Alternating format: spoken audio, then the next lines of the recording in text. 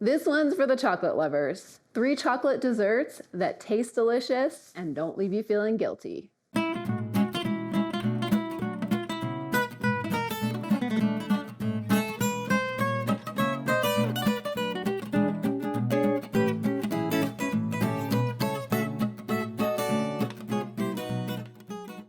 Today's video is all about chocolate. Yay! We're making 3 chocolate desserts that will satisfy your sweet tooth but won't leave you feeling icky.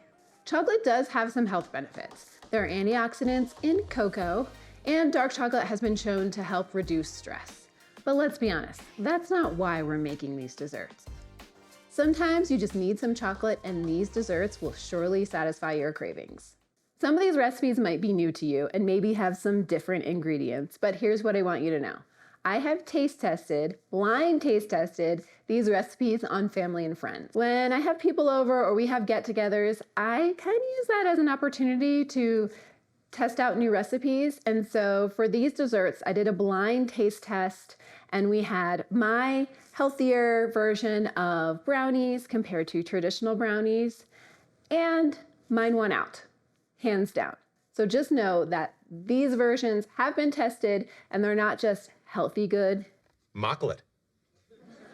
I'm sorry? Mocklet.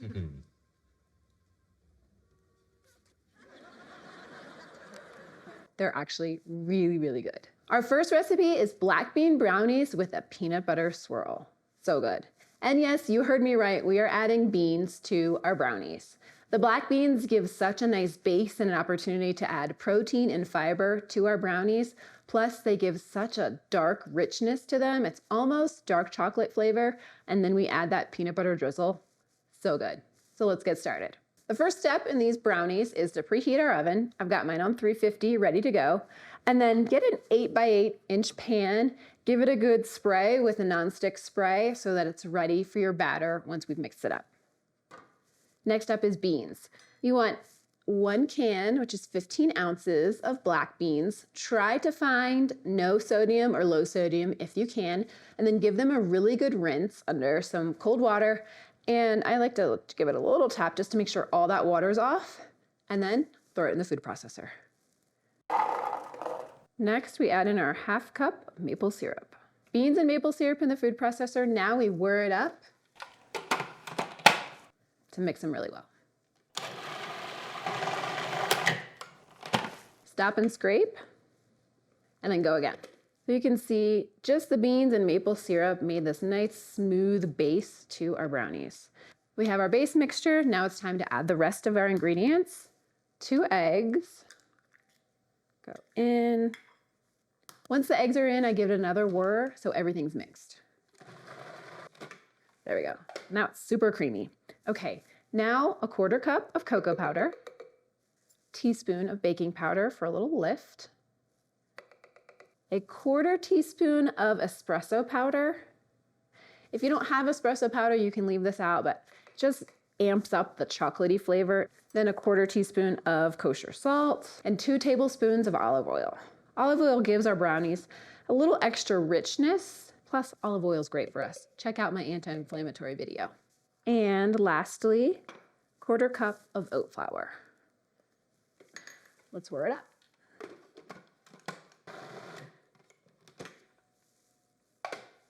Smells chocolatey. Yum! Now I like to take it off the base, take the blade out, and then add the chocolate chips. Our blade comes out. Use a spatula just to get the batter off.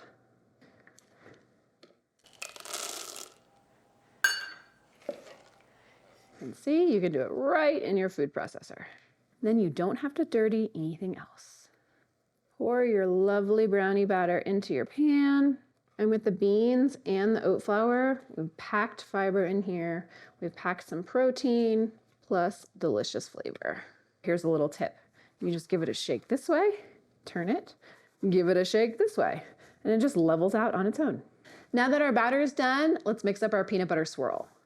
So I'm using this PB Fit. It's the powdered peanut butter, and I just really like it for making the swirl because we take the powdered peanut butter, we add in a little milk, and it's easy and done. Okay, 1/2 cup.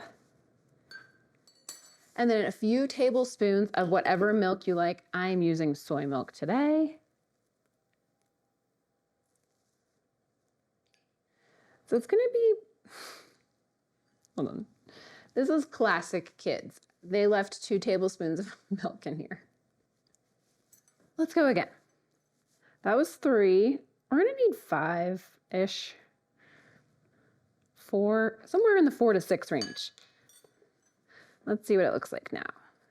Actually, that was 5, and that looks great. So you want it to look a little bit thinner than regular jarred peanut butter.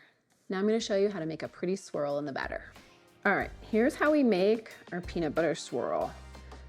Take your peanut butter mixture and then drop tablespoon-sized dollops evenly spaced throughout the batter.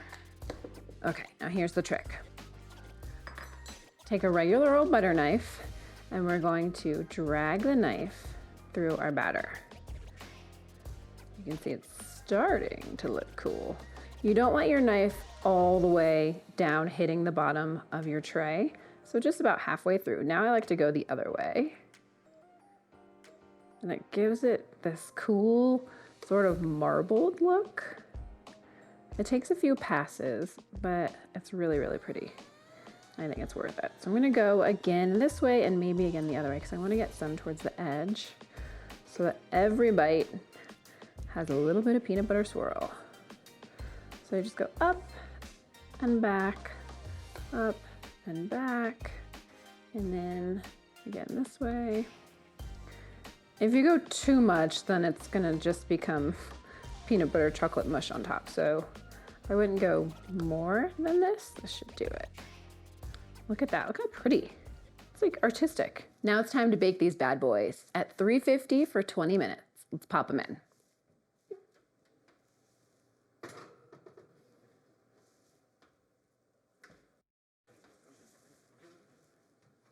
Oh, look how pretty.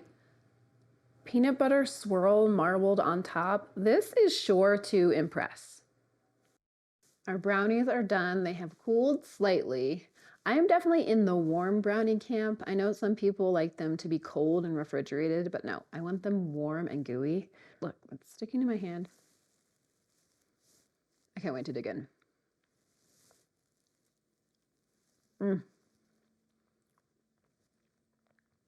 They're really fudgy.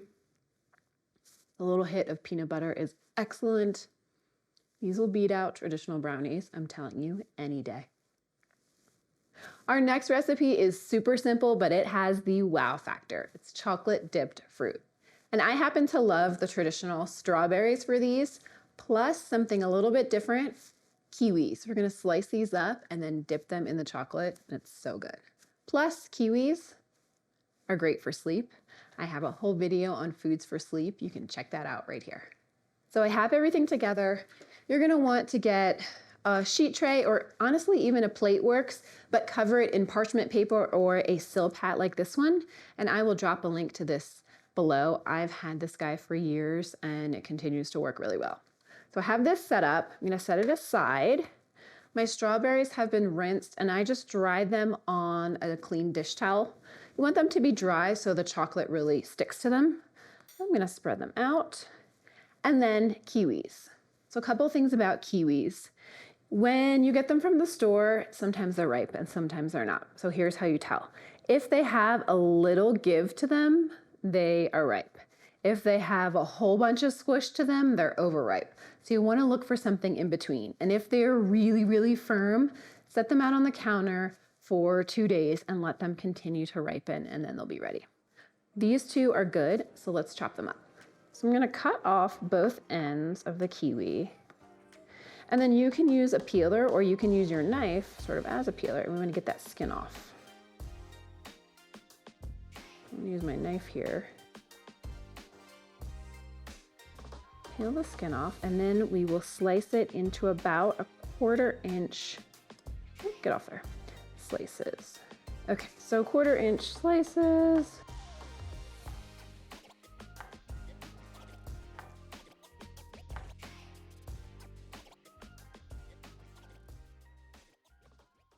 Let's mix up our chocolate coating, which is super simple. Half of a cup of chocolate chips. And you could totally use dark chocolate chips if you like, or milk chocolate. These are semi-sweet just because that's what I tend to like, my hubby likes, my kids like.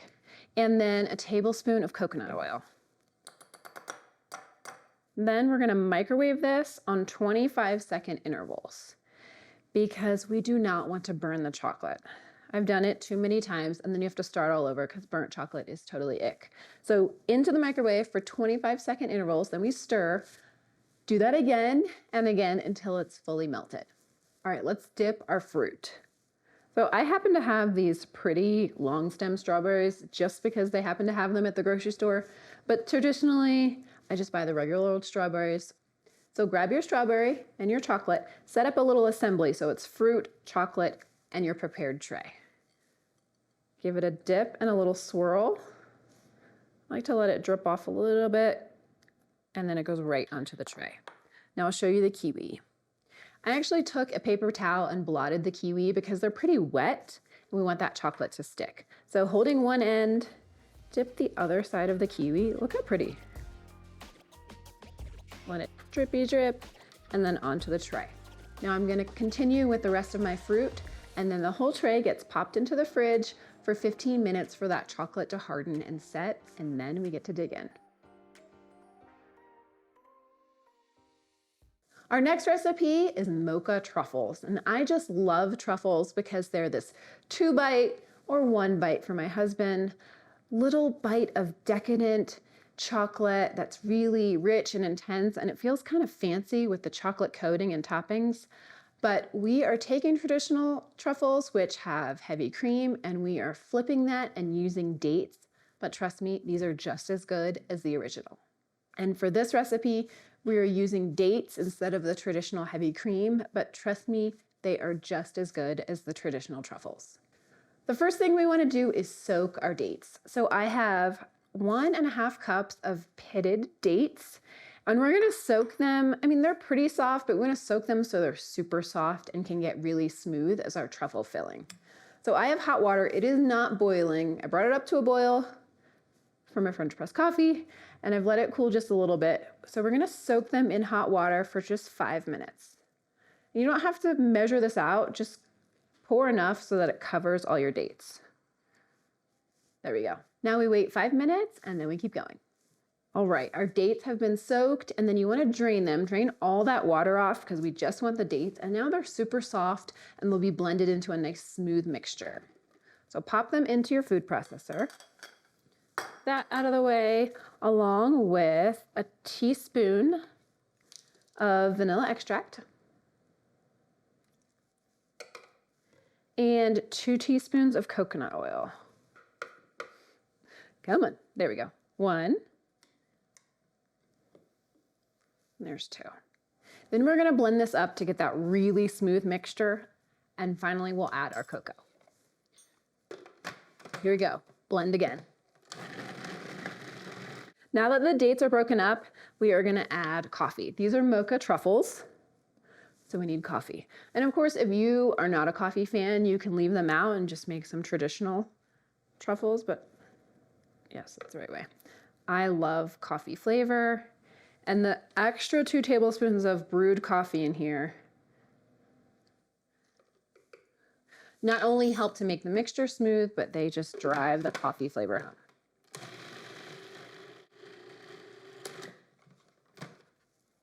Okay, right now our mixture kind of looks like a date paste. We're gonna add our cocoa and then it transforms into our truffle filling. So it's a 1/4 cup of cocoa powder.